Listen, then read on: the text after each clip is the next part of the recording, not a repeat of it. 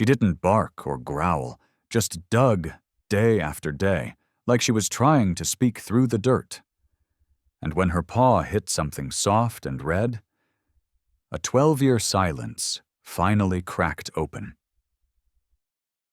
The sun was just starting to dip below the trees when Daniel Blake noticed it again.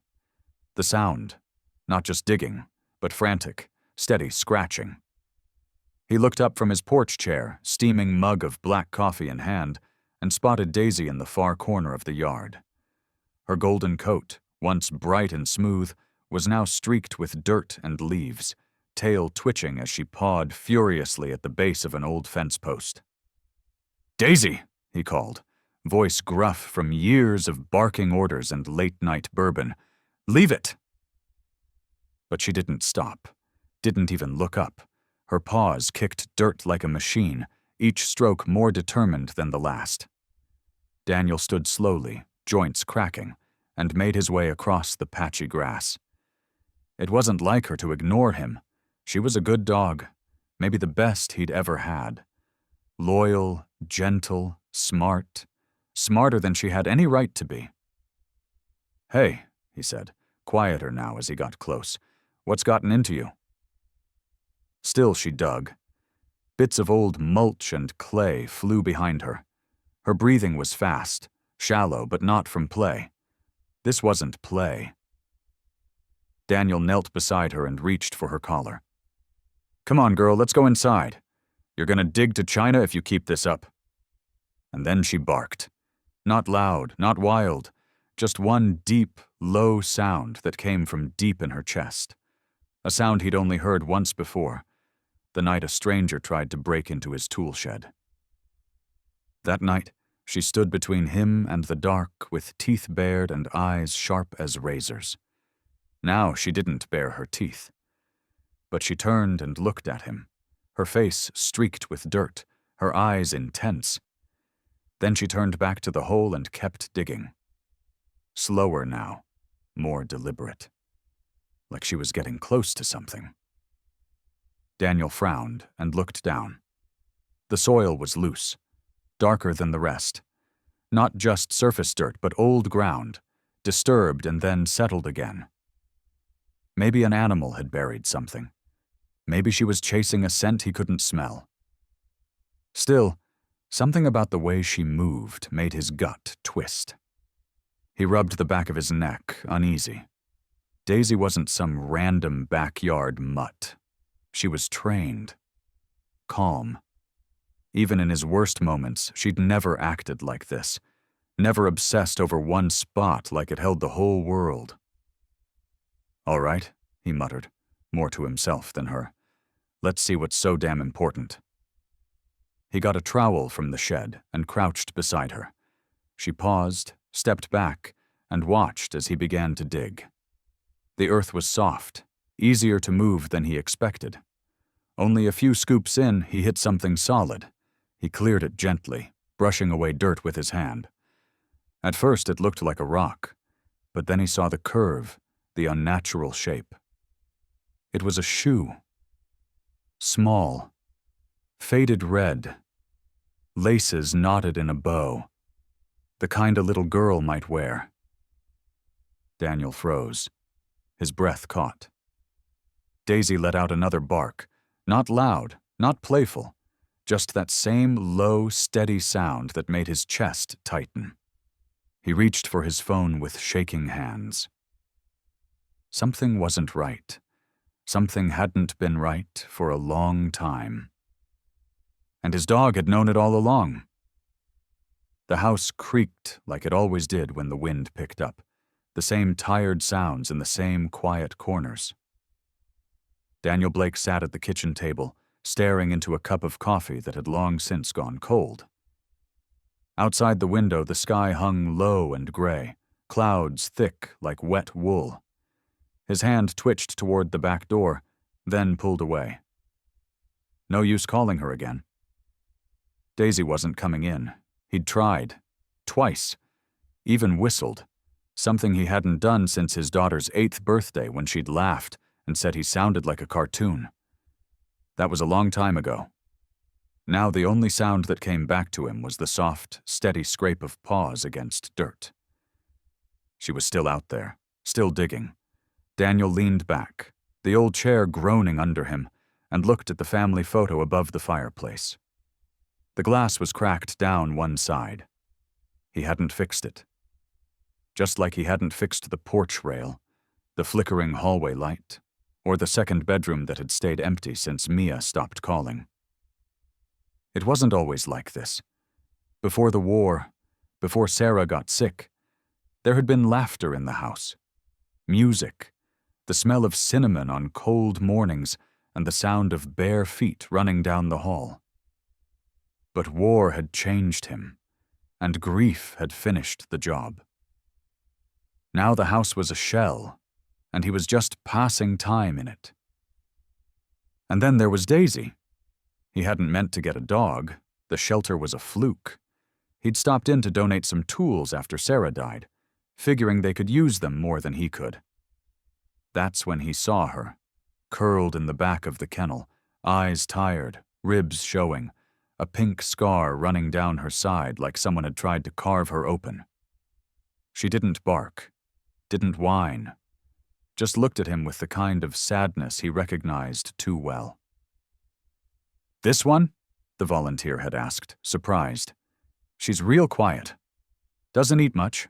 Probably won't last long." Daniel had just nodded. No words, just the look they shared. Since then, Daisy had followed him everywhere. To the mailbox, to the creek, even to the edge of the woods when the old nightmares crept back, and he needed to walk them off. She never demanded, never judged. Just stayed close, like she knew he was barely holding together and didn't want to push too hard. But now, something was different. She had left his side, had taken it upon herself to uncover something he hadn't even known was there, and she wouldn't stop. The back door creaked open with the wind. Daniel didn't close it. He watched the yard instead, eyes narrowing against the dusk. There she was, that golden coat turned to bronze by the dirt and fading light. Still digging, still focused. Every now and then, she'd pause and look back at the house, not waiting for permission, just making sure he was watching. "I'm watching," he murmured. And for the first time in a long while, his voice didn't sound so empty.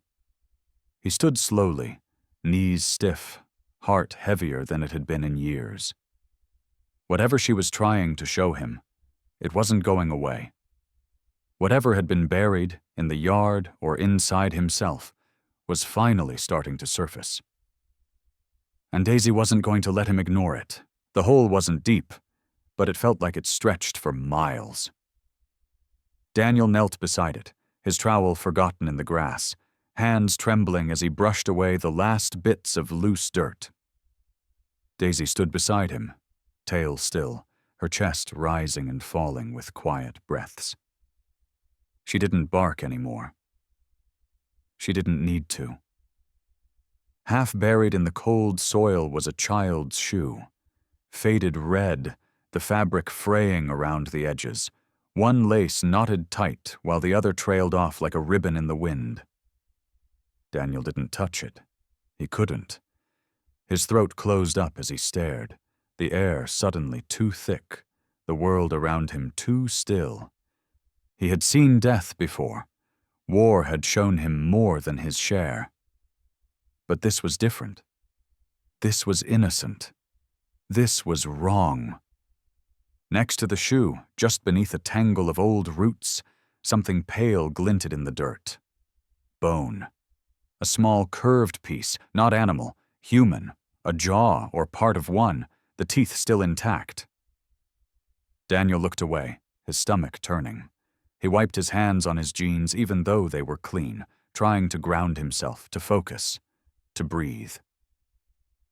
"Daisy," he whispered, his voice rough. The dog sat beside him, not moving, just watching, like she understood.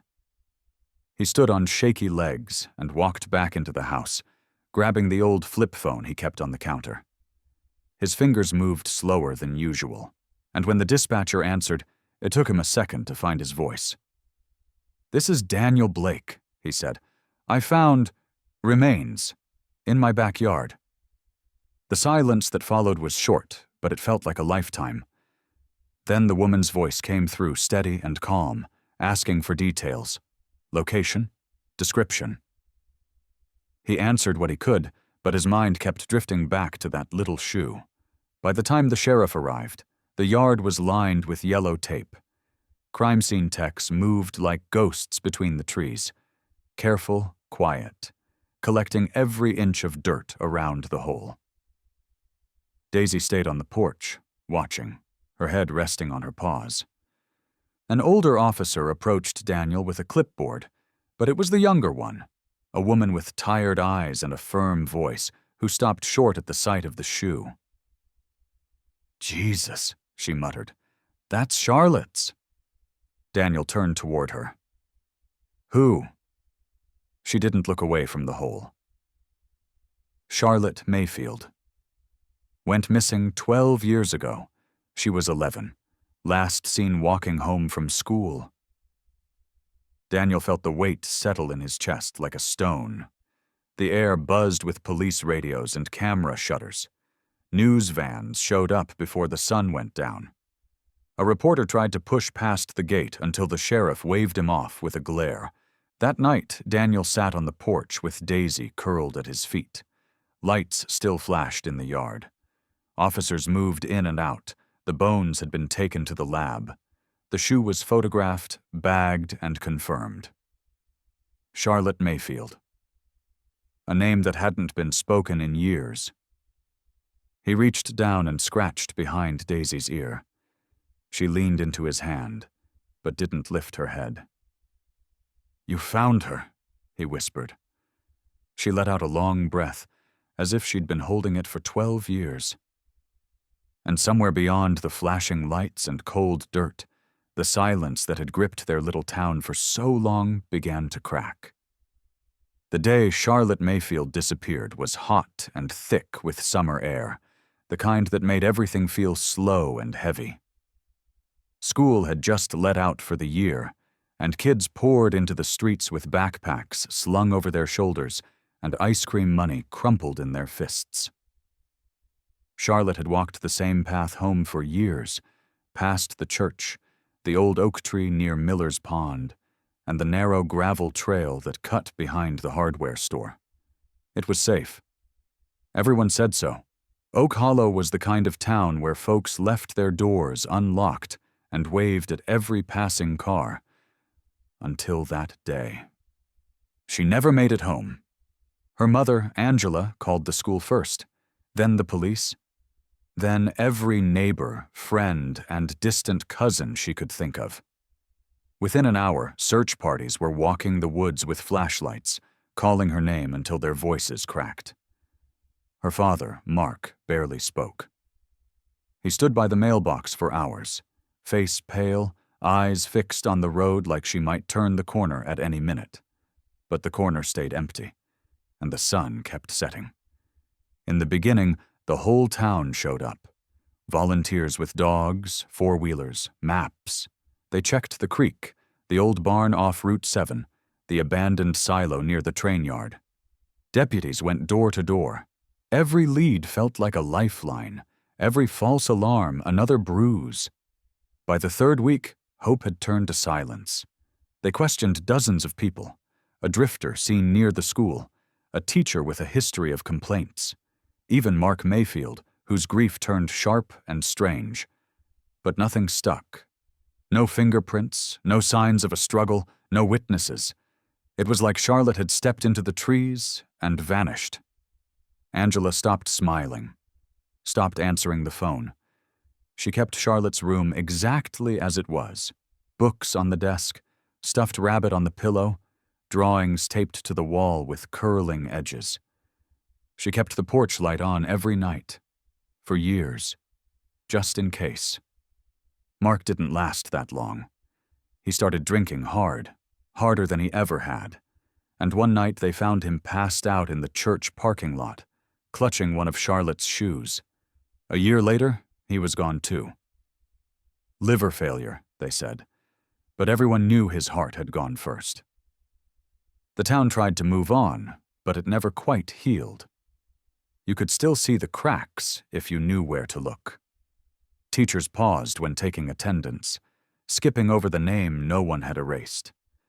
Kids whispered stories about the girl in the woods, her ghost, her shadow, and for 12 long years the trail stayed cold. Until a golden retriever with soft eyes and a scar down her side started digging in a backyard no one thought to check. Until Daisy. She didn't know about the case. She didn't read newspapers or remember missing posters. But something in the dirt called to her. Something that had waited too long to be found. Now Charlotte wasn't just a story or a question mark. She was real again. A girl who had been loved, who had been lost, and who had finally been heard. And it was Daisy who listened when no one else could. Detective Erin Walsh pulled her cruiser to a slow stop in front of Daniel Blake's house, her eyes drifting over the yard now cluttered with yellow tape, evidence flags, and the faint traces of fresh, unearthed soil. The house looked smaller than she remembered, the paint more worn, the porch sagging a little at the edge. But the moment she stepped out of the car, a breeze stirred the leaves and something came rushing back to her, a feeling. A weight, the same heavy silence from 12 years ago. She was new then, barely out of academy training, just a rookie with bright eyes and more hope than experience. The Charlotte Mayfield case had been her first real assignment. She hadn't let it. That job went to the senior officers, but she'd walked the streets, knocked on doors, scribbled notes with shaking hands, and spent long hours staring at a map that never gave any answers. She remembered this street. She remembered this house.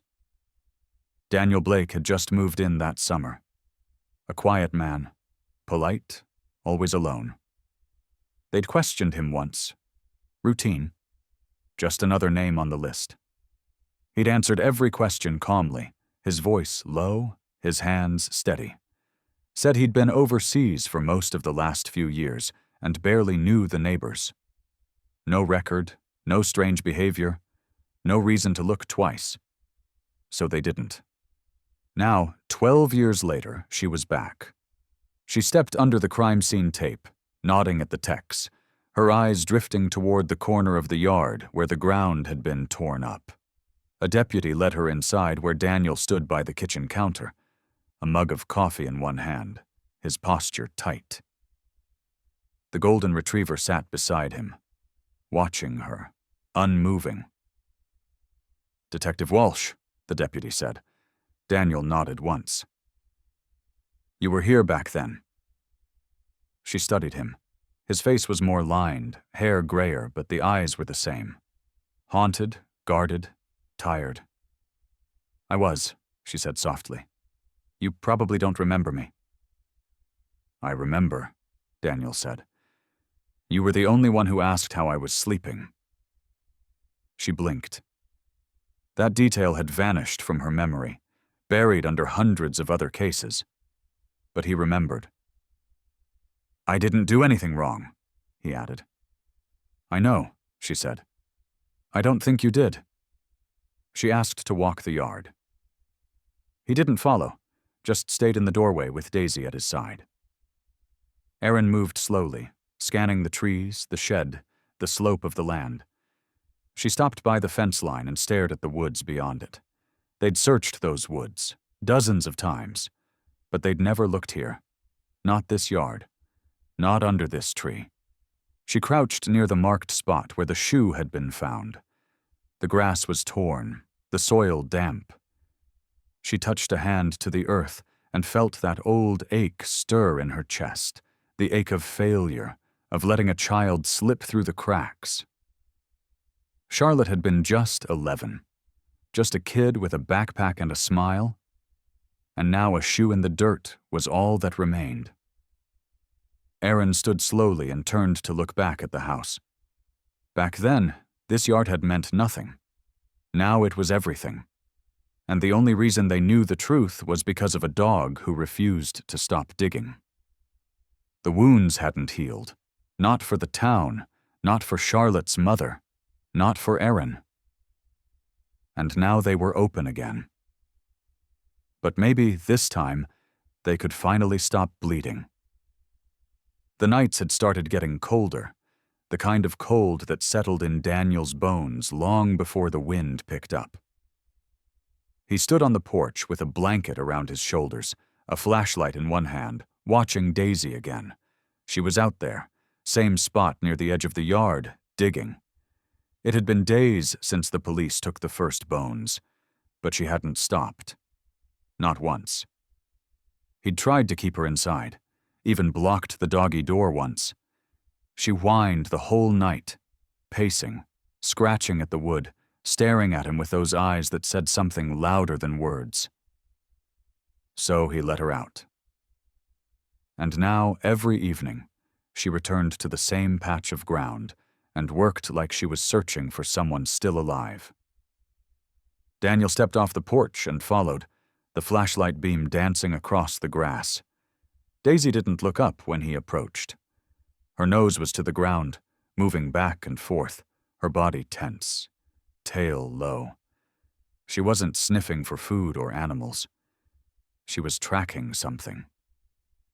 He watched as she moved further this time, toward the oak tree that sat near the back fence, the same tree he'd passed 100 times without thinking.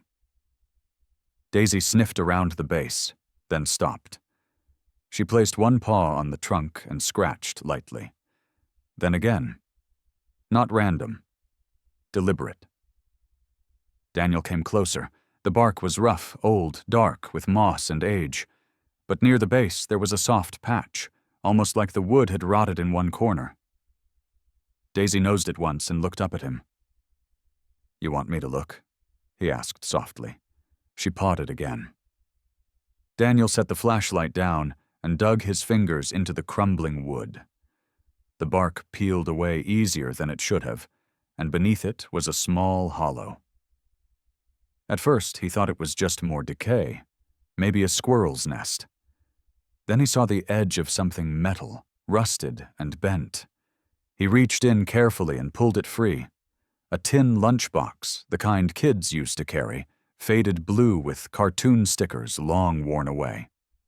The clasp creaked as he opened it.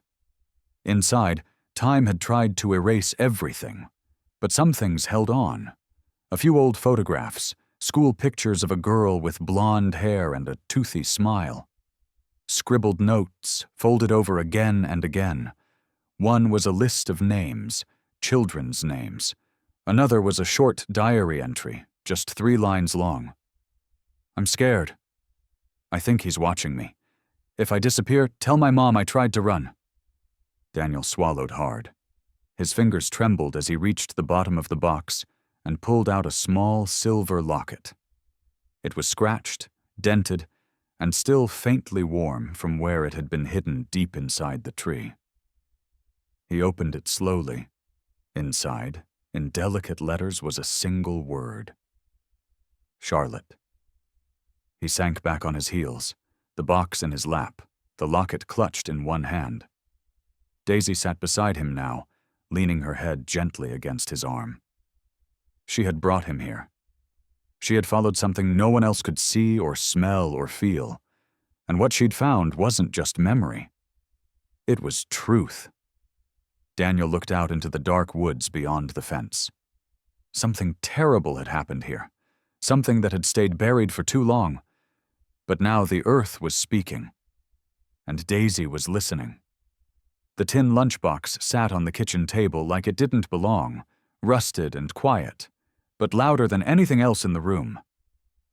Daniel stared at it while the coffee cooled beside his hand, untouched.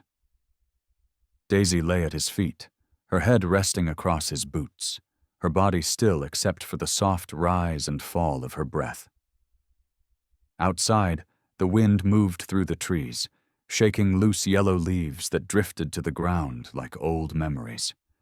Detective Walsh had taken the photos, the notes, and the locket to the lab.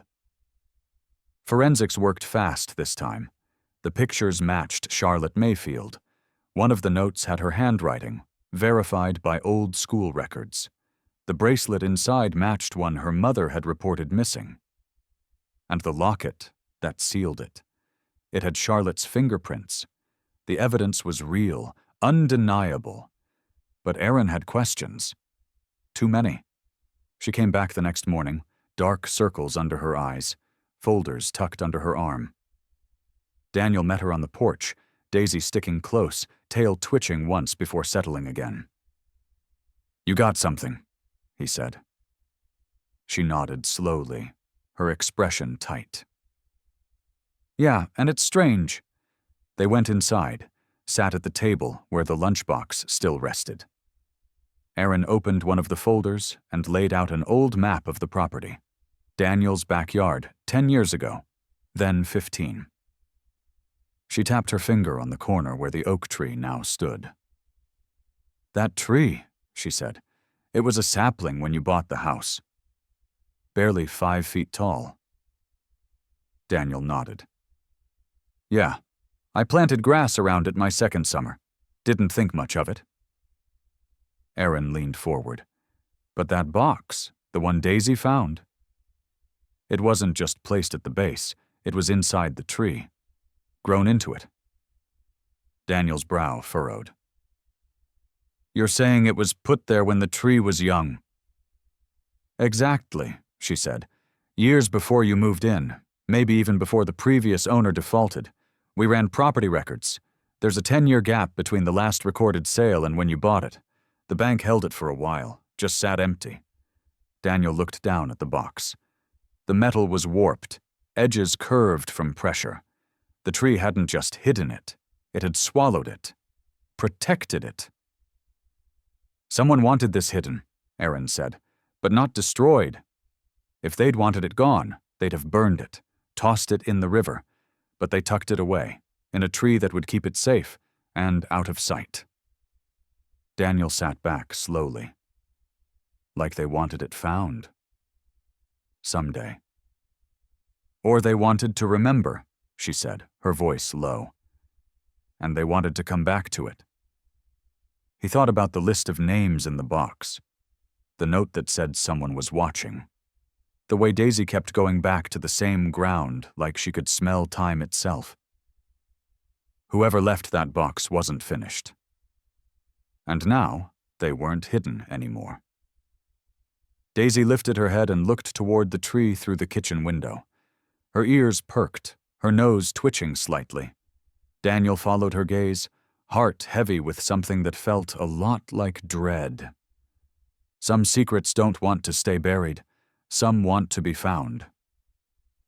And Daisy, she was still listening, still waiting for what the soil might say next.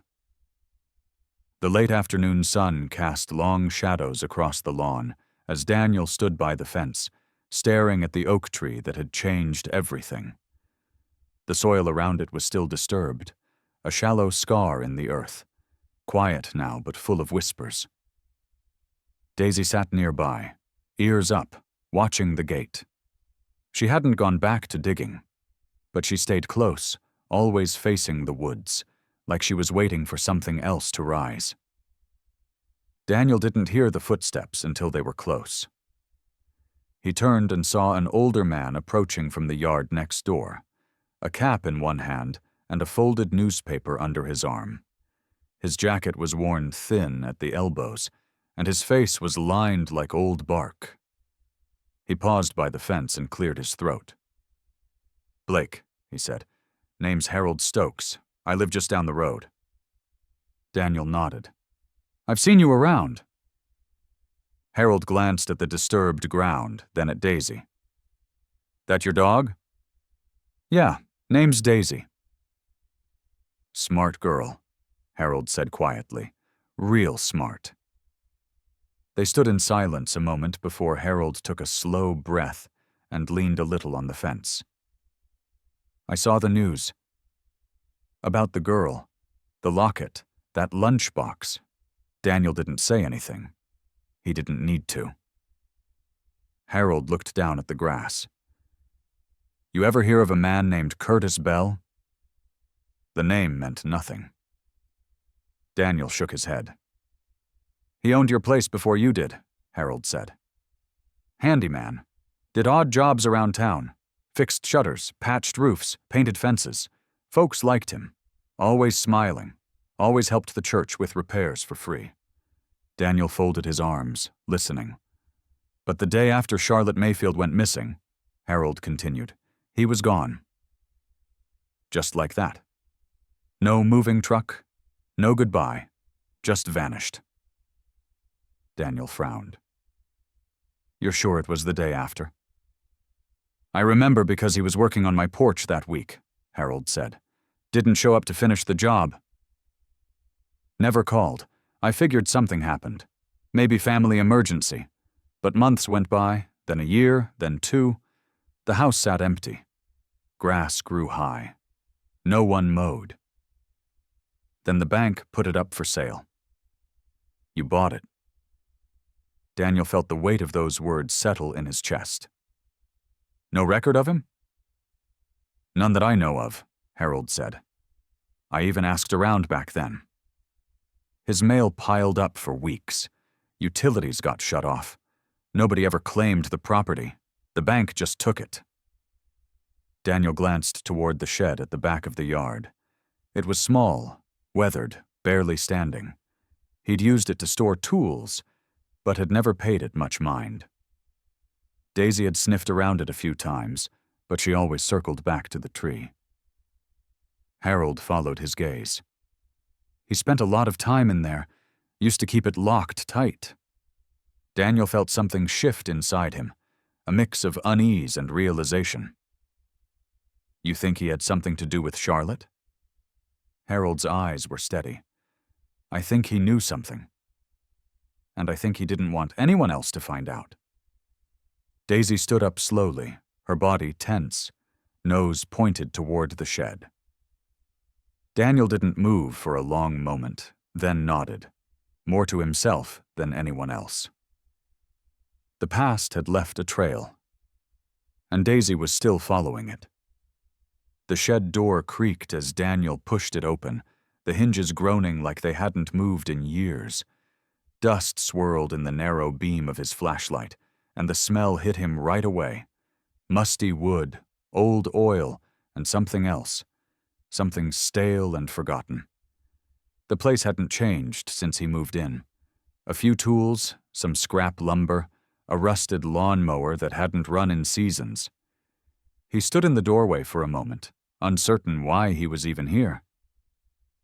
Daisy slipped past him, nose low, body alert.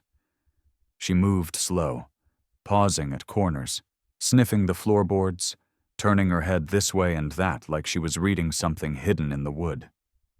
Then she stopped in the far corner of the shed and began to paw at the ground. Not frantic like before, but steady, deliberate, like she already knew what she was looking for. Daniel crossed the room, knelt beside her, and brushed away the sawdust. Beneath it, the wood was cracked and warped, one board slightly raised at the edge. He pried it up with a crowbar, the nails shrieking as they came loose. Underneath was a small space, maybe a foot deep, filled with dirt. And something metal. He reached in and pulled it out, a key. Old, corroded, the kind that belonged to a locker or trunk. It was wrapped in plastic, carefully sealed. Someone had wanted it protected, hidden, but not destroyed. Daisy sat back and watched him, her tail still, her eyes locked on his. Daniel didn't wait. He knew exactly where it might fit. The basement had always felt like an afterthought. A dark, unfinished space with stone walls and creaking pipes. He used it for storage, old moving boxes, broken chairs, forgotten junk. In the far corner, half covered in a tarp, sat a metal locker he had never touched. He always assumed it was empty, just a leftover from the house's last life. Now he slid the key into the rusted lock. It stuck at first, but then turned with a heavy click. The lid groaned as he opened it, and for a moment the air seemed to still. Inside were toys, small plastic figures, a cracked jump rope, a stuffed animal missing one eye. Underneath that, a tangled necklace, a single earring, a gold ring with a tiny sapphire. Then paper, old brittle newspaper clippings yellowed with time. He picked one up. The headline read, "Search continues for missing girl." Another showed Charlotte's school photo, smiling with a missing front tooth. He stood frozen, staring down, not breathing. Daisy whined softly beside him. Footsteps came down the stairs. Detective Walsh had returned. She stopped halfway down, eyes adjusting to the dim light, and when she saw the open locker, she hurried forward. Daniel stepped aside, letting her see. She looked through the contents, her hand shaking as she pulled out clipping after clipping, her breath catching in her throat. Then she whispered, barely loud enough to hear. "He was watching us look." Daniel didn't move. "He kept souvenirs," she said, tears in her eyes. "While we searched the woods, knocked on doors, while we begged for tips, he was down here, remembering." The basement was quiet, heavy with the weight of all the things never said, never seen. And Daisy? Daisy lay down beside the locker, head on her paws, eyes still on the key that had opened it all. Because she hadn't just remembered a scent. She remembered the truth. The house was quiet. Too quiet. The kind that presses against your chest and makes every sound echo. Daniel sat alone in the living room, the TV on but muted, the flickering light casting shadows that danced across the floor. His hands were clenched around an old photo, him, his wife, and their daughter, maybe 10 years ago, standing in the backyard smiling under the same oak tree that now guarded a ghost. He couldn't stop thinking about it.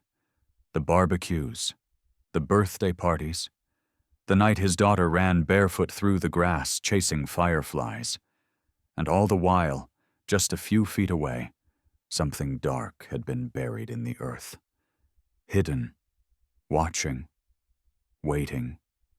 He'd mowed the lawn, trimmed the hedges, drank coffee on the porch. He'd sat with Daisy in the evenings, staring at the same stretch of soil without ever knowing what was underneath. And that tore at him worse than any wound he'd gotten overseas. "You were supposed to protect your family," he whispered, the words bitter on his tongue. "You were supposed to see things." But he hadn't. He'd been blind, shut off from everything after his wife died. He had built walls around himself, thick and high. And if Daisy hadn't been there, if she hadn't kept digging, Charlotte Mayfield might have stayed hidden forever. The guilt wrapped around his throat like wire. He stood suddenly, knocking over the photo, his hands shaking as he moved through the kitchen, into the mudroom, where Daisy's leash hung. She was lying nearby, ears twitching, watching him. He reached for the leash, then stopped. For a second, just 1 second, the thought had crept in, take her back. Bring her to the shelter. Let someone else deal with her. Let someone else have the dog who wouldn't let go. His fingers hovered over the loop. Then he looked down. Daisy was gone. He turned, heart pounding, and opened the back door. The yard was darker than usual, the porch light flickering. His eyes scanned the lawn, the shadows under the trees. And there, by the edge of the yard, she lay curled up in the dirt, right beside the hole she had dug days earlier. The hole that had given Charlotte a name again. She wasn't moving. Not sleeping. Just lying there, her body pressed against the earth, like she was guarding it. Like she still believed something needed protecting. Daniel's throat tightened. He stepped out into the cool night, walked slowly across the grass, and stopped a few feet away. "You found her," he said quietly. You knew. All this time, you knew. Daisy didn't lift her head, but her tail thumped once against the dirt. He dropped to his knees beside her, the guilt breaking through like floodwater. His voice cracked as he whispered, You were the only one still listening. When I shut down, when I stopped talking, when I gave up, you didn't. His hand trembled as he reached out, brushing the dirt from her fur, the same golden coat that had once lit up his daughter's smile. I almost gave up on you, he said, and you never gave up on me. Daisy let out a soft breath, her eyes meeting his, steady and calm. Daniel bowed his head, the tears coming now. Not loud, not violent, but slow and quiet, like the truth finally being allowed to breathe. The morning they found him, the sky over Mississippi was thick with rain clouds and tension. Curtis Bell had been hiding in plain sight, living under a different name, in a rusted trailer at the edge of a forgotten highway. No one there knew his past. He was just the handyman again. Fixed fences, patched roofs, kept to himself. Quiet, friendly, just like before. But the truth had followed him. It came in the shape of a dog and a case that refused to stay buried. Daisy sat in the back of the SUV, ears perked, eyes fixed on the trailer as FBI agents moved into place. Her nose twitched in the air, catching a scent she hadn't smelled in years, but had never really forgotten. Beside her, Daniel sat stiff and silent. He hadn't wanted to come at first, but Aaron had asked him to, said it felt right, said Daisy deserved to be there, to finish what she started. The lead agent gave the signal, and the team moved fast. Boots on gravel. Shouts through the storm. The trailer door burst open. But Curtis wasn't there. He was already running. Through the back window, across the weeds and thick brush, he bolted like a man who knew time was up. Rain started falling, light at first, then heavy, washing over the trail he tried to leave behind. But Daisy was faster. She leapt from the SUV without a word, without hesitation, her paws pounding the wet ground, mud flying behind her as she raced after him. Daniel barely got the door open in time to see her disappear into the trees. Curtis ran hard, but Daisy was a shadow at his heels. He didn't hear her at first, didn't know she was there until he tripped over a fallen branch and hit the ground.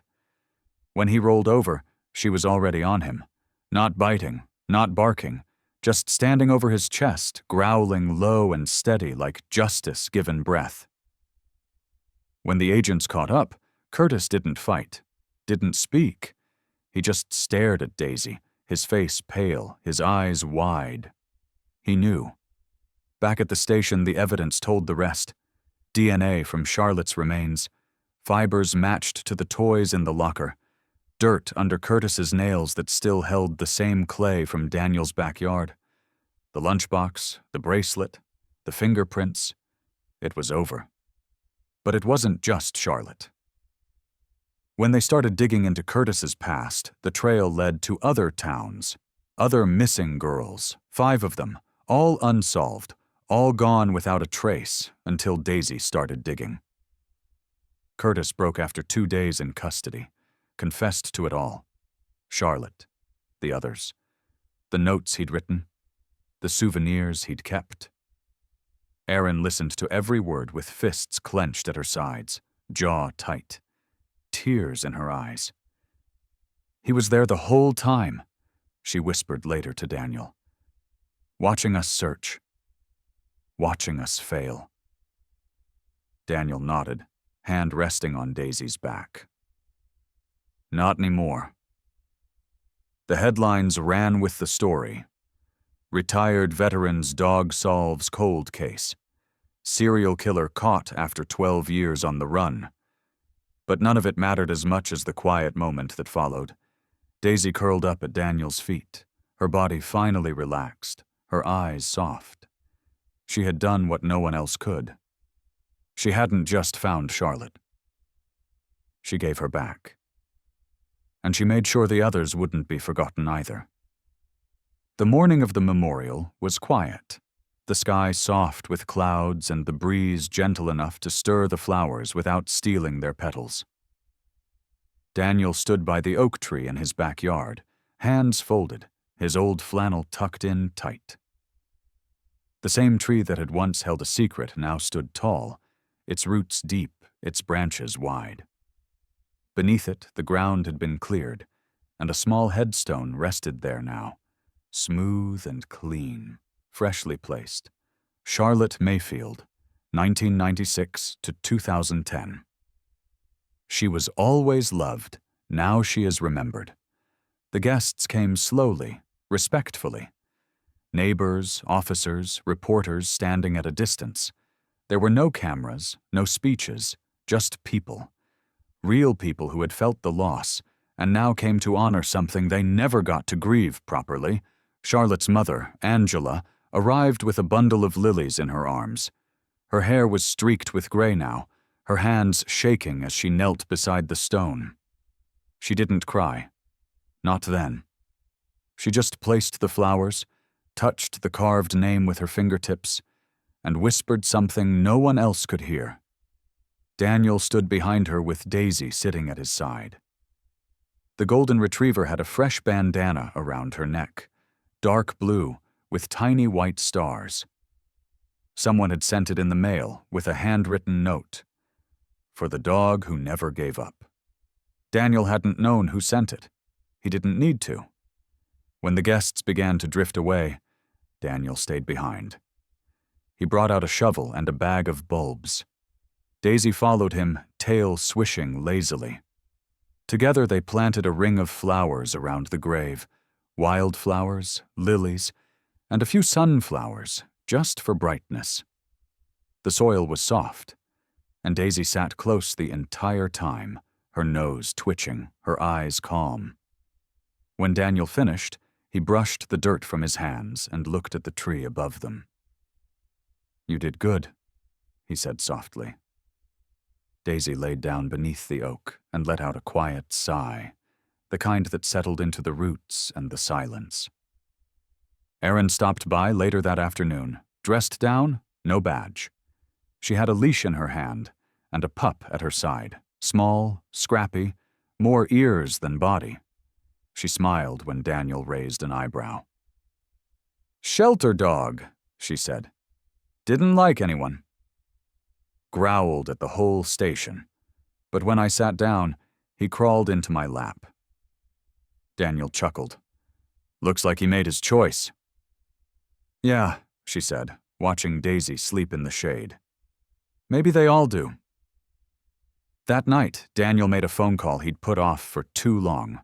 His daughter answered, surprised but happy. They talked, really talked, laughed a little, cried more. He told her everything, not all the details, but enough. He said he missed her. She said she might come visit. And Daisy kept digging, not in the corner where the bones were. That was over. That was done. But she dug in the garden, paws tossing up soft earth, dirt flying around the wildflowers. She chased the scent of moles and bugs and buried sticks. Nothing dark, nothing haunted. Just the kind of digging dogs do when the world feels light again. Some dogs forget, some move on, but not Daisy. Because she had once found a girl the world had buried. And even now, in the quiet, in the calm, she still pressed her paws into the earth like she was listening for a whisper, like she knew the truth could still be hidden in the roots. And if it was, she'd find it. Thank you for watching this video of a dog's devotion.